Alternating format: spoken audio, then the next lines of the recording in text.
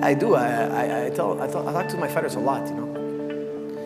And sometimes I haven't done it, and I regret it later because I could see after that my fighters were stressed and whatnot.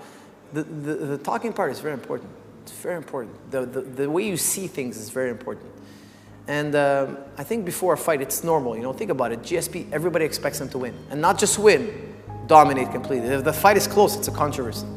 People can't believe it, you know. And he's human like everybody else. He has bad days like everybody else. So imagine how much stress, you know. So what I try to tell him is like, no matter what happens, tomorrow we're gonna move on with our lives. We're gonna go on, and we're gonna go on, and we're gonna be successful in one way or another, and we're gonna be happy, and we're gonna move forward. We're gonna survive.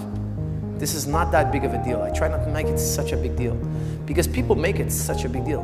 But at the end of the day, if he has a great performance or a bad performance, tomorrow there's another show, another fight, another drama, and people go on with their lives. You know, and people is like, oh, this is historic. People always remember it. Yeah, and they're also going to remember a whole other bunch of fights. And this will always be 1% of a small amount of history of the world. And that's just sports history. It's not world history. And it's so on and so on. And you know what? Generations will forget over time. It's not that important what we do. That's what I try to tell my fighters. It's not that important. You know, Einstein said it best. He goes, look, think about it like this. Just remember how insignificant you are in the whole scope of the universe. You know, we're just a speck of dust in the universe. Is your life really that dramatic? It's that small of a thing, you know, so don't make it that big of a deal in your mind. So that way it's comfortable, you know, it's just another day. It's just another Saturday. It's just another fight. And don't think about all these crazy things you attribute to it. You'll fight better that way. You'll fight better. Because I always tell my fighters, you're not scared of fighting. That's not true. We fight all the time. What you're scared of is the camera and the lights and the people watching and the judgments. That's what you're scared of.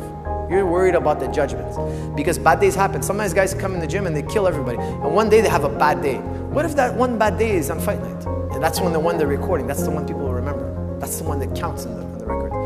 But I always tell my guys, look, we know if it does happen, and it's a possibility, it can happen. We know that's not true. That's what matters. You know, the connoisseurs, the people who know fighting, only the regular Joes think it's not. Some people think you're only as good as your last fight. It's not necessarily true. Guys can have a bad day. Mike Tyson had a bad day.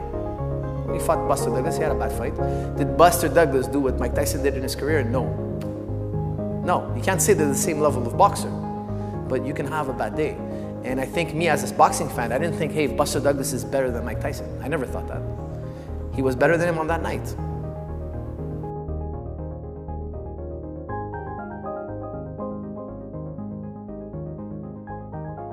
I think so. I think, like, you know, John Fitch is tough, you know. I think, you know, there's a time and place where, in his career, where you hit him with a baseball bat.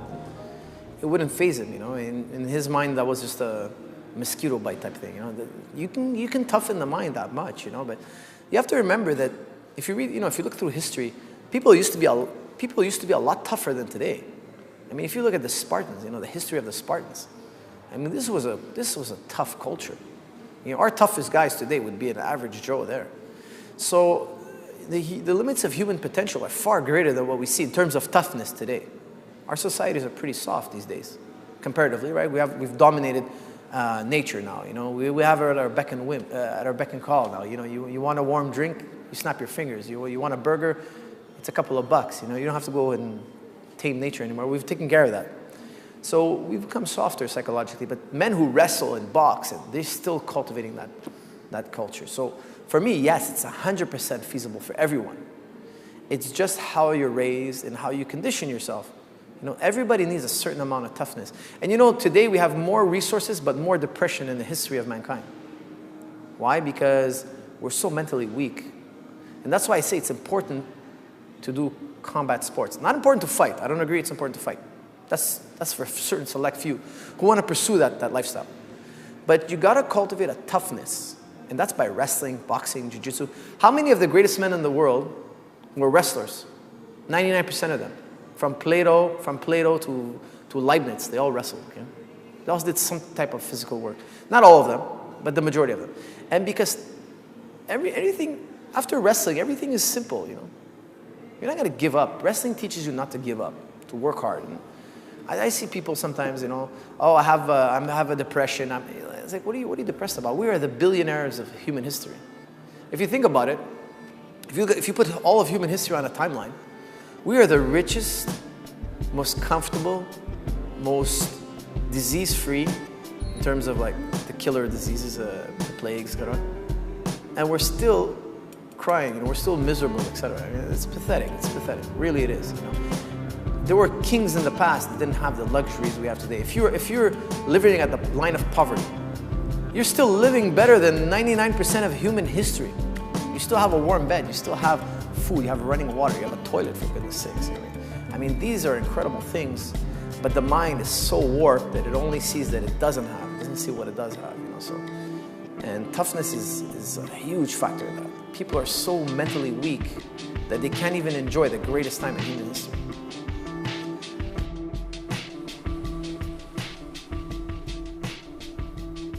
Look, at the end of the day, if you want to have a tougher mind, you have to incrementally toughen yourself up.